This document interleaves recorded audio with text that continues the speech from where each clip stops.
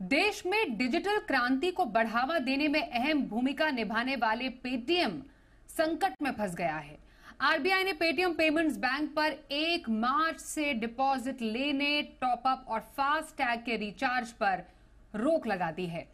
इस बीच कारोबारियों के संगठन कैट ने कारोबारियों से अपील की है कि वो बिजनेस ट्रांजैक्शन के लिए पेटीएम की बजाय दूसरे पेमेंट ऑप्शन का इस्तेमाल करें।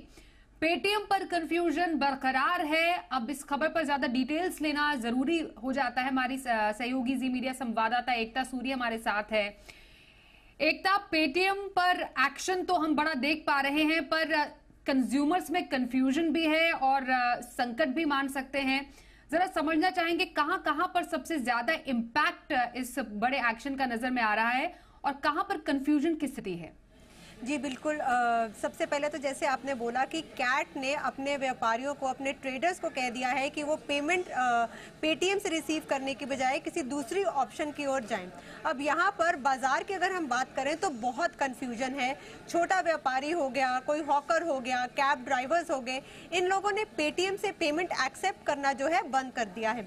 अब अगर आपके पास पेटीएम का वॉलेट है और उसमें कुछ रुपए अभी हैं, आप उसको इस्तेमाल कर सकते हैं जब तक आपका वो जो अमाउंट है आपका पूरी तरह से इस्तेमाल नहीं हो चुका, तब तक आप पेटीएम वॉलेट का इस्तेमाल कर सकते हैं। यानी कि पेटीएम वॉलेट से पैसे आपके डेबिट होते गए, आपने जो भी उसके लिए इस्तेमाल किया, भले ही आप कहीं पर क्यूआर कोड स्कैन कर रहे हैं, किसी भी तरह की पेमेंट कर रहे हैं। ये तो हुआ अगर मेरे पास एक वॉलेट है और उसमें कुछ पैसा बचा है।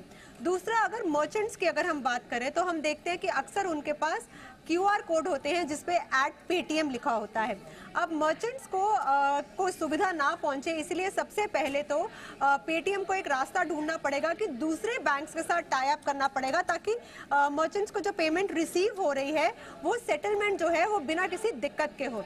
अब यहाँ पर पेटीएम का अगर कोई वॉलेट है तो 29 फेब के बाद से उसमें आप कोई क्रेडिट नहीं कर सकते हैं। यानी कि आप किसी भी तरह का टॉपअप करके, कोई क्रेडिट करके कोई बिल नहीं भर सकते। 29 फरवरी तक आपके पास जितना पैसा है आप उसका इस्तेमाल कर सकते हैं अगर आपके पास पेटीएम का वॉलेट है। अब अगर आपके पास आप मर्चेंट है, क्यूआर कोड है, तो जब तक पेटीएम दूसरे बैंक्स के साथ टाई अप नहीं कर रहा, जो कि उम्मीद कर रहे हैं बहुत से प्लेयर्स की दूसरे बैंक्स के साथ भी टाई अप होगा, जिस वजह से मर्चेंट्स की पेमेंट जो है आसानी से हो पाएगी। लेकिन क्योंकि यहाँ बात पेमेंट रिसीव करने की है, इसलिए मर्चेंट्स के बीच में कंफ्यूजन है कि अगर टाई अप नहीं हुआ, अगर कोई और एक्शन हो गया तो कहीं पेमेंट ना फंस जाए, जिस वजह से वो दूसरी ऑप्शंस की ओर जा रहे हैं। फोन पे हो गया, मोबीक्विक हो गया।